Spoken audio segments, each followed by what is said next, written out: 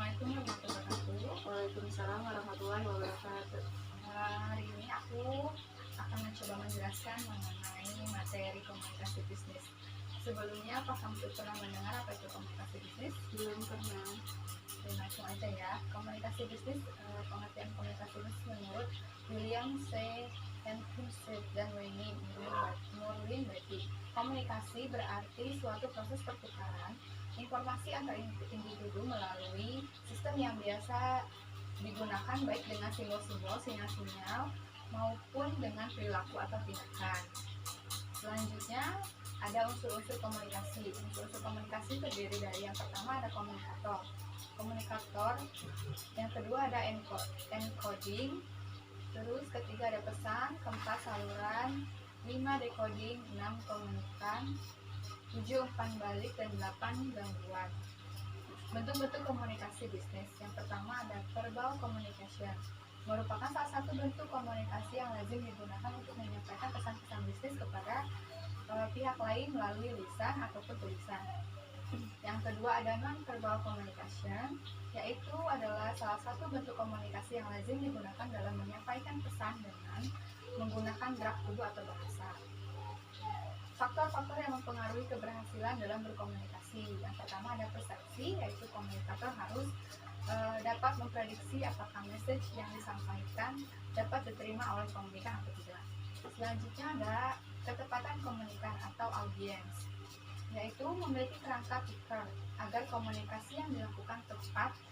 Sasaran komunikator perlu mengekspresikan hal yang ingin disampaikan sesuai dengan kerangka. Ketiga ada kredibilitas. Dalam berkomunikasi, komunikator perlu memiliki suatu keyakinan bahwa komunikan dapat dipercaya. Keempat ada pengendalian dalam komunikasi. Komunikan memberikan reksa atau umpan balik, feedback terhadap pesan yang disampaikan. Kelima ada kecocokan. Komunikator yang baik selalu dapat menjaga hubungan persahabatan yang menyenangkan dengan komunikan. Lalu ada hambatan komunikasi. Yang pertama status efek. Adanya perbedaan pengaruh status sosial yang dimiliki setiap manusia. Misalnya karyawan dengan status sosial yang lebih rendah harus tunduk dan patuh ataupun apapun perintah yang diberikan oleh atasannya. Yang kedua ada semantic problems. Faktor semantik menyangkut bahasa yang perlu digunakan komunikator sebagai alat untuk menyampaikan, menyalurkan pikiran dan perasaannya kepada komunikan. Ketiga ada perceptual distortion. Perceptual distortion dapat disebabkan karena adanya perbedaan cara pandang yang sempit pada diri sendiri dan perbedaan cara berpikir secara mengerti yang sempit terhadap orang lain. Yang keempat ada cultural difference. Hambatan yang terjadi karena disebabkan adanya perbedaan kebudayaan, agama, dan lingkungan sosial. Dalam suatu organisasi terdapat beberapa suku, ras, dan agama. Selanjutnya, physical distraction. Hambatan ini disebabkan oleh gangguan lingkungan fisik terhadap proses berlangsungnya komunikan. Selanjutnya ada poor choice of communication channels. Adalah gangguan yang disebabkan pada media yang dipergunakan dalam melancarkan komunikan.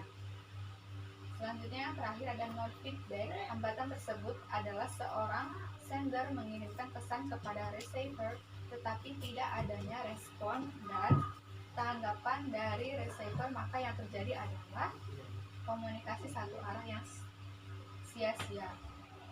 Iya runtahnya Put.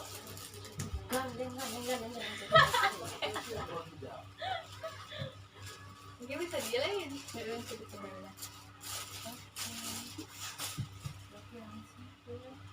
Selanjutnya ada tujuan dan fungsi komunikasi bisnis. Yang pertama, memberi informasi, memberi persuasi, melakukan kolaborasi. Umpan balik komunikasi. Umpan balik dan pesan merupakan hubungan sebab akibat. Pihak pengirim menyampaikan pesan kepada pihak penerima di satu pihak dan di pihak lain. Penerima menyampaikan pula umpan balik kepada pengirim.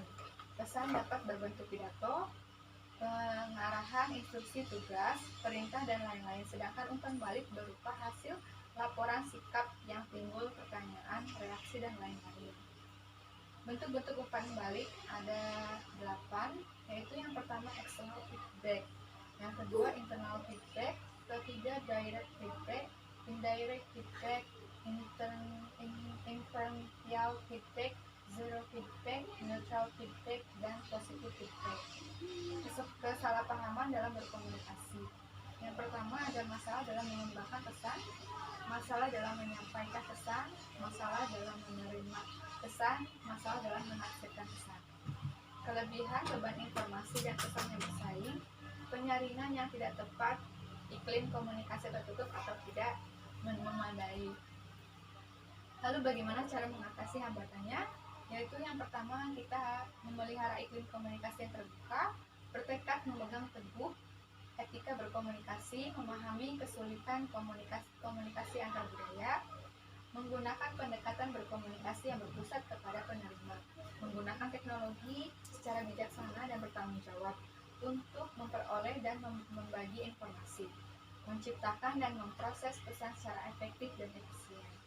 Oke, sekian presentasinya. Apakah ada yang mau ditanyakan pada itu? Tidak ada. Mengenai materi ini? Oke, kalau tidak ada, cukup sekian presentasi mengenai komunikasi bisnis hari ini. Saya tutup. Wabillahi taufiq wal hidayah. Wassalamualaikum warahmatullahi wabarakatuh.